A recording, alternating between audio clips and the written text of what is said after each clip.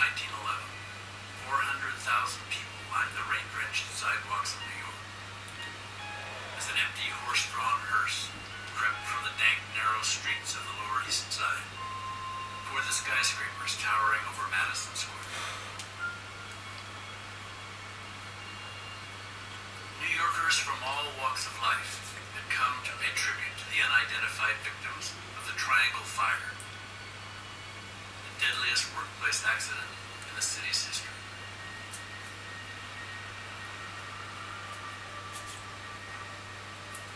A few weeks earlier, the workers had been forgotten cogs in America's immense industrial machine. Now, 1 in 10 New Yorkers were there to claim them as their own. Public conscience had failed these young women. They had somehow not protected them.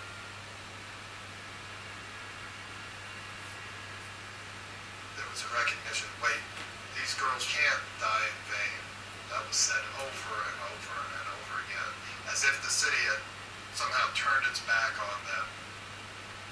If there weren't massive funerals, it would have been very easy for the city and the city officials to say, well, this is it's sort of a natural disaster, it's a terrible thing, but there's nothing anyone can do about it.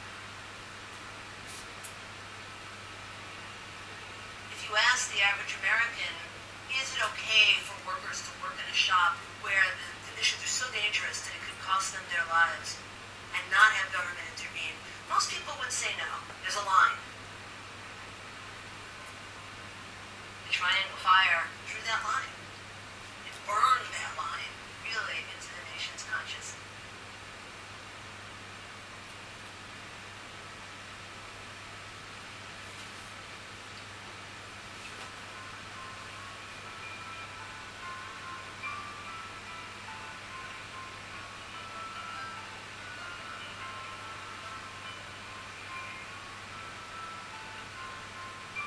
Every morning, 6 days a week, more than 100,000 people poured out onto the streets of the Lower East Side, headed toward another day's work in the city's garment factories. Many were young women in their teens. Some were girls as young as 10. There were immigrants, Italians who had fled natural disaster, Jews who had escaped persecution in Russia, Ukraine, Poland. Their families had chosen America for its promise of a better future. But even the youngest daughters had come to understand that the precarious hold on the American dream depended on their willingness to work. Father had to take me to the shop and not be late for his own work. I was eager to begin life on my own responsibility, but was also afraid. Don't look so frightened, he said. These young girls weren't just earning money for their own clothes or to, go out to the dance hall or to Coney Island. They were earning money to support the family. Economic security was the American dream for many of them. Making enough money to be able to put food on the table, not worry about making rent for the week. As the throng disappeared into sweatshops and tenement apartments, several hundred workers veered off toward the Triangle Shirtwaist Factory in the heart of Greenwich Village. At the base of the Ash Building, men and women stepped into wooden freight elevators to ascend to the Triangle Factory on the 8th and 9th floors. Workers like Michaela Marciano, who managed to send a few dollars to her family in Italy every month. Or Julia Rosen, whose 17-year-old son worked alongside her to help support 3 younger children. Or Catherine Maltese, whose 13-year-old daughter wasn't too young to join her on the factory floor.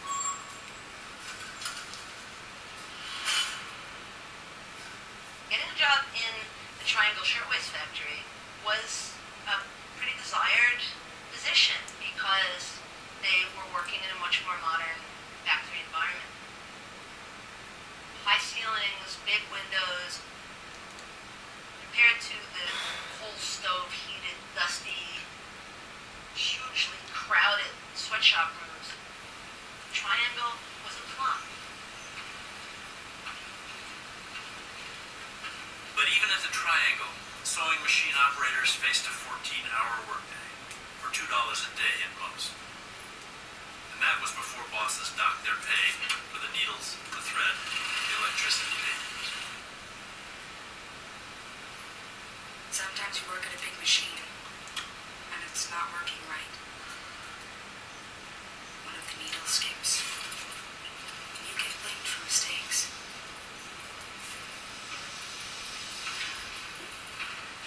The same machines, the same surrounding. Shirt waists, and more shirt waists.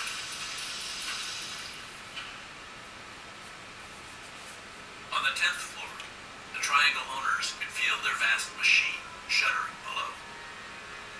Max Blank and Isaac Harris had made Triangle a $1 million a year behemoth, mass-producing the garment every modern woman must have, the shirtwaist. Harris and Blank were known as the shirtwaist kings, but their empire, as they saw it, was under constant siege. After 20 years, the shirtwaist was getting stale. Fashion editors began to showcase colorful dresses for the modern woman, and turned up their noses at the bourgeois waist. No matter how much silk embroidery Harris added to their designs, the Triangle sales charts slowed down.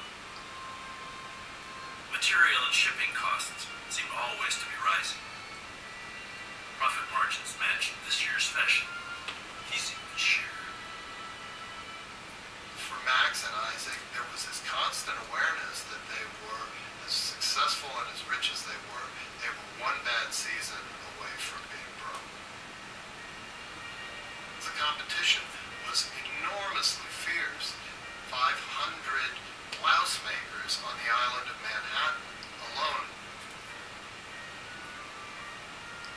While they're getting the orders from the department stores, there's some small shop a half a mile away that's willing to beat them by half. And so it's all about continuous production, get as much cloth turned into a product as possible at the lowest possible price.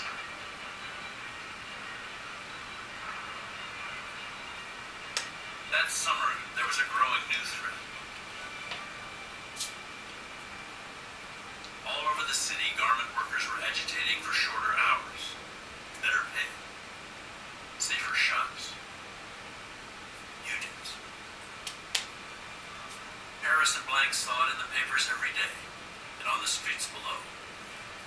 Workers were walking off the job by the tens, scores, hundreds.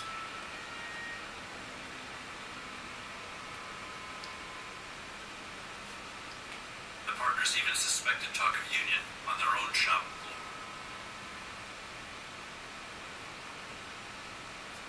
Unionization was the single largest fear for most of these employers. They were terrified that unions would come in because that would diminish their authority over the workplace.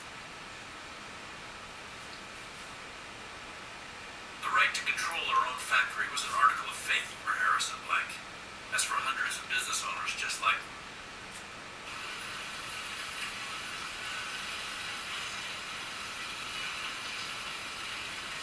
The Triangle partners were an embracing daily battle for economic survival. They meant to control all they could. Speed mattered more than ever at the Triangle.